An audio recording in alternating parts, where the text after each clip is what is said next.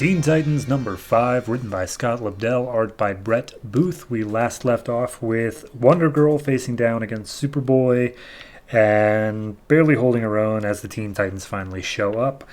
This issue picks up pretty much the same spot. Robin is starting to order out commands, but before he can do anything, Superboy's like, hey, by the way, I have tactile telekinesis and I'm able to just move the entire road underneath your feet. My name's Superboy, what you gonna do about it? And immediately the team just falls apart. Kid Flash starts off, he runs off on his own. He's like, I'm not a team player, I'm just gonna go ahead and run in there and do my thing. And he just runs in and starts punching Superboy at like super speed. But of course, with every punch, he makes a connection with Superboy, therefore he's able to use his telekinesis on him.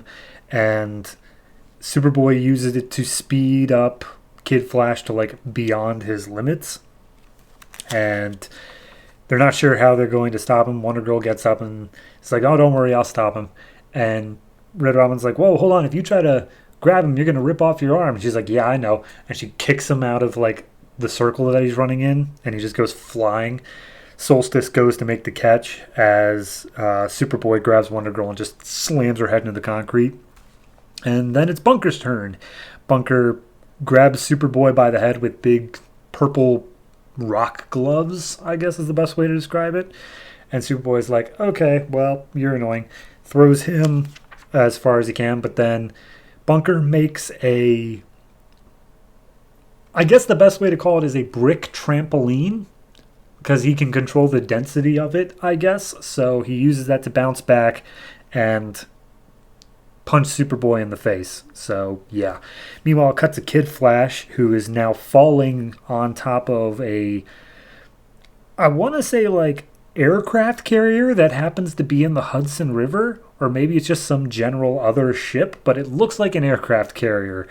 And as he's about to land, just like a 15-year-old boy who would just go splat on the pavement. Instead, Solstice comes in, grabs Kid Flash, and then slices the ship in two with her powers so that they can land safely in the water.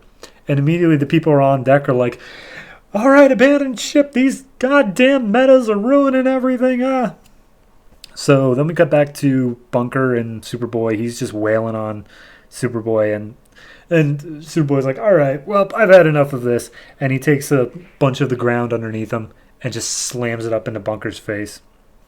Bunker gets sat down and he's like, all right, well, that's what happens when you try to mess with Superboy. None of you are a threat for me.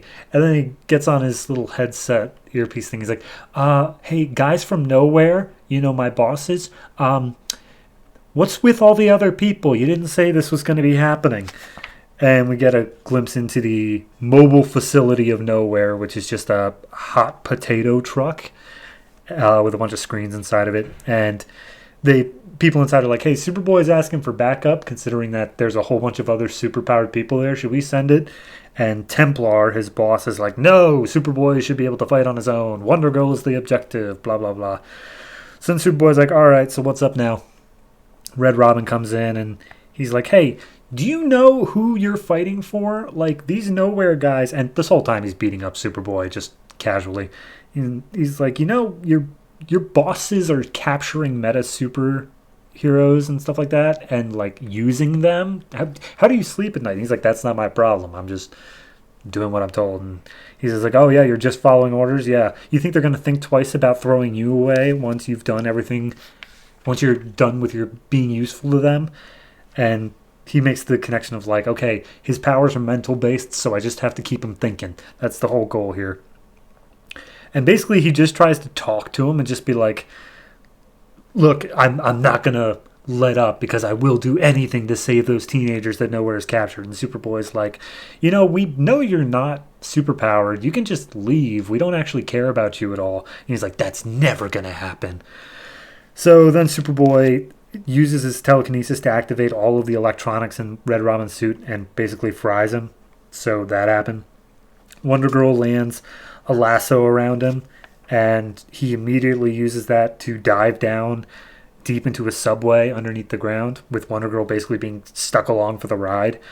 So once she's pummeled by the earth sufficiently, and then he brings her back up to the surface and it's just like, all right, well, guess we're done here. But then Solstice arrives back again and he's like, hey, Solstice, right? So you're not just going to let me leave with your friend, are you? And she's like, no, look, here's the thing.